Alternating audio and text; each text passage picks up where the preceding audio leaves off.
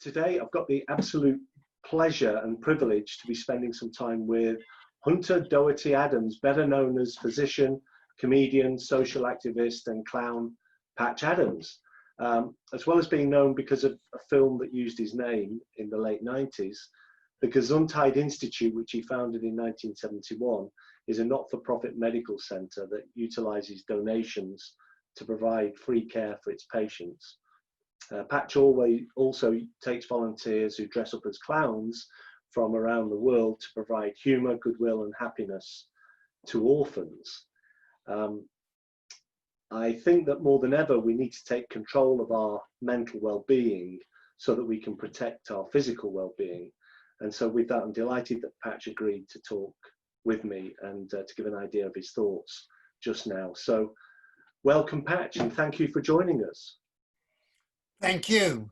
Should I correct what you said now or during questions? Please, correct it all. When I entered medical school, within a month, this was in '67, I saw nothing right about the practice of medicine. So I'm not a person who had to study much. I studied healthcare delivery with the idea when I graduated to create a hospital model that addressed all the problems of healthcare delivery in one model. Wow. I thought I would be funded and built in 4 years. I'm in the 50th year and I haven't even finished the first big building. I want to tell you the fantasy, this thing that at the end you said you would raise funds for, is we have 327 acres in the poorest state, West Virginia. 3 waterfalls, 4-acre lake, mountain of hardwood trees, paradise. And we're building a primary care 40-bed hospital, rural community hospital, and all the permanent staff, 120 people, will live there as a communal eco-village, and everyone will make the same salary, the cleaning person to the surgeon, $300 a month. And we will be regular allopathic medicine as well as acupuncture, homeopathy, naturopathy, chiropractic, etc. And each practitioner will be able to be the kind of practitioner they want to be. It will also be an artist colony. There will always be theater going on. Almost no one has donated. The movie promised to build us and didn't give us anything. And 90% of the promises that people have made to me didn't happen. So about 90% of the donated money is money I've made because the movie made me an expensive speaker. That's a background of our hospital. The nice thing about it taking 50 years is it has a lot more thought into it than it did at the beginning. Mm-hmm. Also, we're known, I've lectured and performed in 82 countries and every state many times. And so that's our project. And that is why I'm alive. I want to talk about mental health. Okay, I was born in '45, raised in a military family, mostly outside of the US. The last 7 years with my father, we were on a military base in Germany until he died from war in 1961, and we moved back to the United States, to the southern states, Virginia, where my mother was raised. And I remember when my life changed instantly in a public park at a public drinking fountain where the sign said whites only. My mother was everything wonderful but an activist, and I wept and wept and wept. I realized my country was fake and religion was fake and that people could actually hate for color. It was a very important moment. I did not know what to do. So at age 17, I had 3 mental hospitalizations. I hated what the medicines did to my mind. The psychiatrist never helped at all. And then when I was 18, I was present at Martin Luther King's I Have a Dream speech, and I changed instantly. Wow. This is when I found out my mother gave me self-esteem. In my 50 years of interviewing patients, I would say 3 to 10% had self-esteem. The rest didn't know much about it at all. What self-esteem means is that you can make a decision to be exactly who you want to be. Mm-hmm. And so at age 18, I decided as an activist for peace and justice and care for all people and nature to never have another bad day. I'm now 74. I haven't had a bad day since I was 18 because I make me. It's not taught in any school. What is interesting, love, the most important thing in life, isn't taught 1 hour K through 12 in any school in the world. Yeah. But at the same time, there's no teaching of wonder, curiosity, passion, hope, play, goofiness. So that now, many years later, I don't believe there is a thing, mental illness. I think it's a pharmaceutical company diagnosis and a multi-trillion-dollar-a-year industry.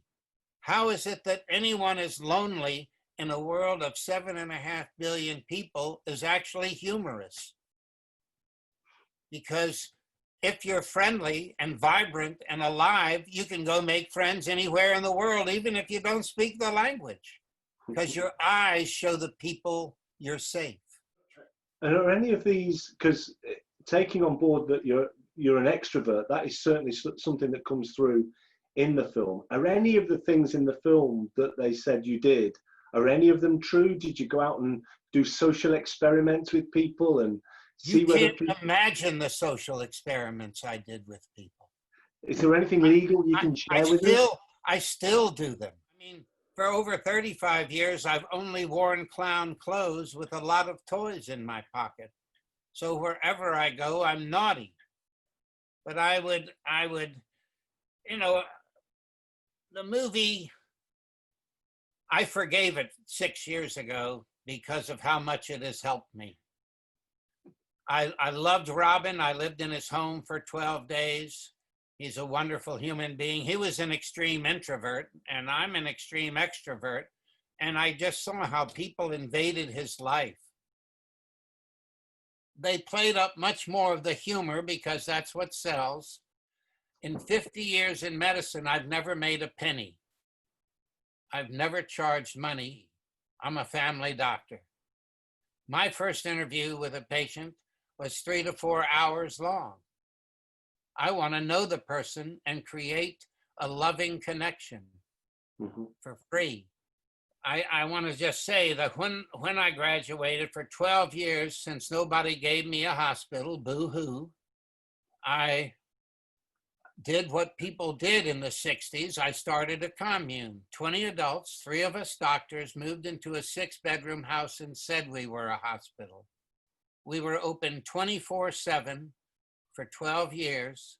We had 500 to 1,000 people in our home each month and 5 to 50 overnight guests a night. My longest hug was 12 hours. After 12 years, I realized not a single donation came.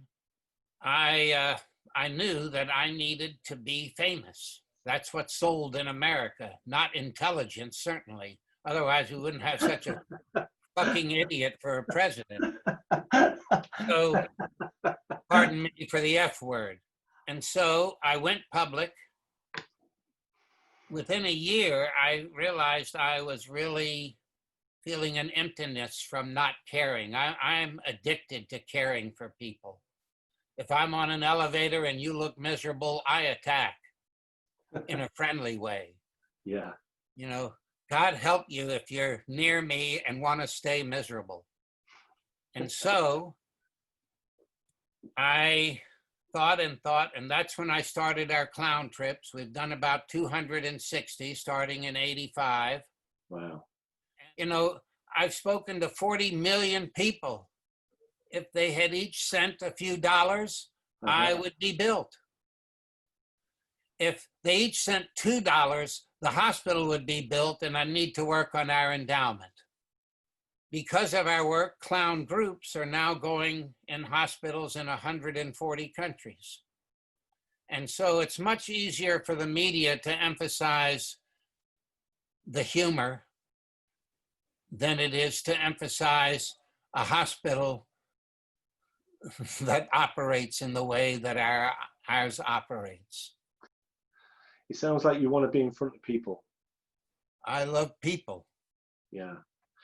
So what is your take on the immune system and virus going around the world, and people are literally shitting themselves, because the old people are dying, and now it's getting younger people. And I just think that if people were happier, and if people didn't focus on the news, instead of kept their spirits up, their immune system would be better. And so I just wondered what your take is on that. I stopped all suffering at age 18. So I never come down on myself in any way. And I found you heard me, that I don't believe in mental illness. I believe that people are lonely in a world of 7.5 billion people. It's funny. Why doesn't an introvert have at least 100 friends? Mm. And I've told people, if you have food and a friend, what are you bitching about? So what do you recommend that people can do if they can't get hold of a Patch Adams that doesn't live next door to them? What do you think people should do to keep their minds on being happy? Mental illness, it comes from a loss of tribe. Our natural state is a circle of friends. Mm. It's 50 million years old. Our natural state is tribal life. So making a circle of friends. So keep in your community is what you're saying, is build a community, keep in contact with it, keep talking with it. And don't think you want to win or be the best or any of that, what I'd call crap. Twinkle in the eye, smile on your face, and a willingness to greet. Okay, so that's one direction. The other two causes, I think, of what's called mental illness, loss of tribe is the first one, unconnected to nature. I'm astounded. We're just another animal. Sure, we have clothes and we live in houses and all of those things, but most people do not have a relationship to nature. They don't go sit in a tree and stop their suffering. They don't know to watch an ant ride a leaf across a stream. The nature is everywhere, and you have a chance to delight in nature. You don't need any money. You can be homeless and friendless, and you can have nature. Mm. Okay, and then the third thing are the arts. And so if you look at the arts are the movies, okay? And yes, you can watch shoot 'em up, kill 'em up films, and there are astounding films out there. There are more than you have a lifetime. I've been introducing my beloved Susan to Marx Brothers, to Jerry Lewis, to Monty Python. Holy schmoly, greatest export in English history was Monty Python. Excuse me for telling the truth. And I'm with you. and so, and the arts are, you cannot read every great book once. Or you can spend your lifetime on Dickens. I've read all of Dickens twice. And so there are worlds in the arts and music. Okay, she loves you, yeah, yeah, yeah. Another great British export. And so, there are an infinite numbers of pieces of music. And so the arts and nature and tribe, friends. Let's say friends, because most people go, tribe, aren't they naked with a little loincloth? What I'm really trying to say is that we have a mind that practically is disused.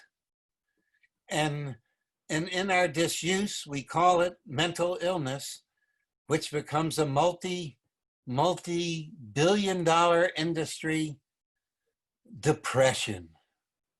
How do we need to get happiness back into society from what you know? Well, unfortunately, you can't force it. A person has to hear something like what I've been saying today and somehow get it. You will be happy. It doesn't work.